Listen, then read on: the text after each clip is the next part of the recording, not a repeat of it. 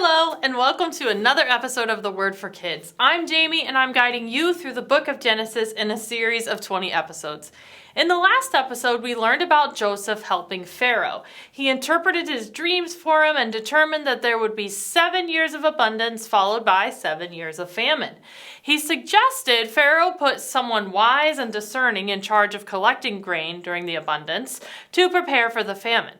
Pharaoh agreed and put Joseph in charge of all of Egypt. Well, as you know now, Joseph did an awesome job. He collected so much grain during the abundance that he saved all of Egypt during the famine, and even other countries came to him for help. I'm so excited to share the next part of this story with you. Are you ready for today's adventure? Let's go!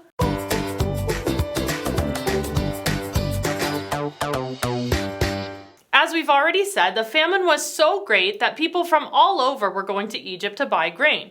Joseph's dad, Jacob, who still lived in Canaan, sent 10 of his sons to Egypt to buy grain as well, because he was afraid they would not be able to live without it. Jacob did not send Benjamin with the other sons because he was afraid harm would come to him. So off the brothers went on a journey to buy grain. Remember, Joseph was put in charge of all of Egypt. He was called the governor. Well, when the brothers arrived, they bowed down to Governor Joseph with their faces to the ground.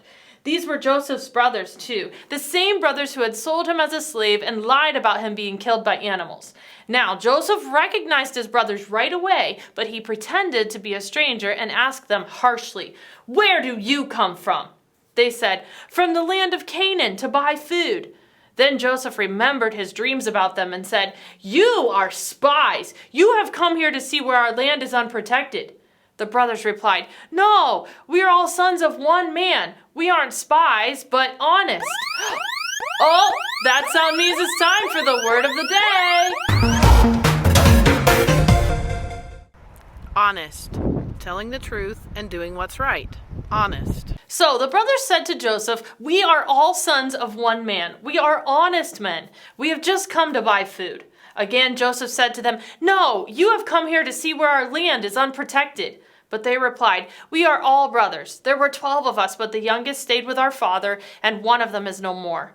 Joseph then presented them with a test. "If you are honest men," he said, "send one of your number to get your youngest brother and bring him here while the rest of you stay here in prison. Otherwise, I'll know you are spies." Then he put them in prison for 3 days. After the 3 days, he lightened up the requirements. "Do this and you will live, for I fear God. If you are honest men, let one of your brothers stay here in prison while the rest of you take grain back to your starving household. But you must bring your youngest brother to me, so that your words may be verified and you may not die." The brothers spoke among each other, saying that surely they were being punished for what they had done to Joseph. They had seen him beg for his life and they didn't listen. Reuben spoke up, "I told you not to harm the boy and you didn't listen. Now we have to pay for Joseph's blood." They didn't realize that Joseph could understand them. He had to turn away when he heard them saying these things because he was weeping, crying. He had Simeon taken and bound before them. He had his servants fill their sacks with grain and provisions and return to them the silver they had used to pay, but without telling them. When they stopped for the night, one brother opened his sack to feed his donkey and found the silver returned to him. Their hearts sank and they asked one another, "What is this God has done to us?" They returned to their father Jacob and told him all about what had happened.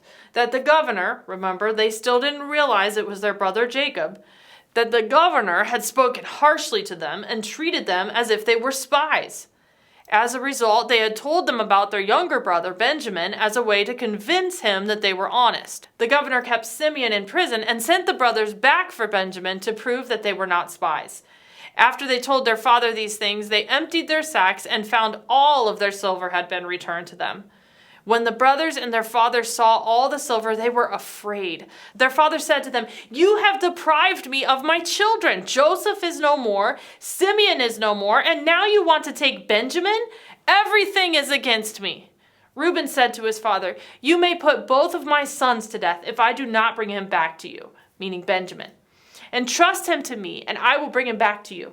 Jacob was not having it. "My son will not go down there with you. His brother is dead." Remember, they had told him Joseph was killed by wild animals, so he believed Joseph was dead. So here he said, his brother is dead, and he is the only one left. If harm comes to him on the journey you are taking, you will bring my gray head down to the grave too. Basically, Jacob doesn't want them to take Benjamin because he's afraid Benjamin will be killed on the journey. And if that were to happen, Jacob's grief would be so much that he would not be able to handle it, and he would also die. And that's where our story leaves off for today. What do you think will happen next? Will Joseph and his brothers and father be reunited? You'll have to watch next time to find out. For now, it's time for the verse to remember. This week's verse is Genesis 28:15. I am with you and will watch over you wherever you go, and I will bring you back to this land. I will not leave you until I have done what I have promised you. One more time. I am with you and will watch over you wherever you go, and I will bring you back to this land. I will not leave you until I have done what I have promised you. This week's challenge is simple. Imagine how this must have felt for Joseph. His brothers who sold him as a slave and left him for dead many years ago have come to him, desperate for help. How would you feel if you were him? Imagine the pain and heartache, the questions about why, but also the longing to be with family again, to see his young brother and father once again. Do you think you could have sent them away with all they needed and returned their money to them? We'll find out soon how this amazing story worked out, but that's all we have for today. I can't wait to see you again next time for another episode of The Word for Kids.